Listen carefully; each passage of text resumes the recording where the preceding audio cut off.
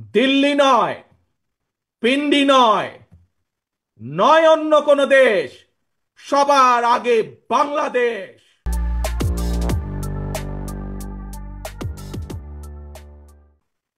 আজকের এই সমাবেশ, প্রিয় দেশবাসী, আগামী ডিসেম্বরের মধ্যে আপনারা জাতীয় নির্বাচন অনুষ্ঠান যাতে অনুষ্ঠিত হয় তার প্রস্তুতি নিতে শুরু করুন। কারা রাষ্ট্র পরিচালনা করবে, কারা আপনাদের প্রতিনিধি হবে, জাতীয় নির্বাচনে আপনারা ভোট দিয়ে আপনাদের সেই প্রতিনিধিকে আপনারা নির্বাচিত করবেন। প্রিয় সমাবেশ,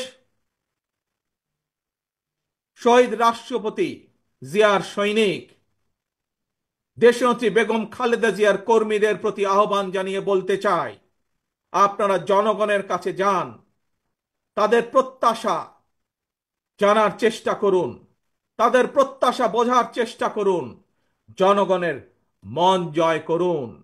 কারণ জনগণই বিএনপির সকল রাজনৈতিক ক্ষমতার উৎস।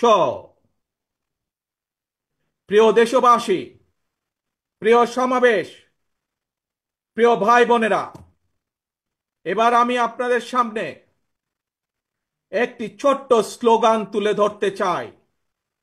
মন দিয়ে দয়া করে সবাই শুনবেন। প্রথমে আমি স্লোগানটি বলবো, মন দিয়ে শুনবেন।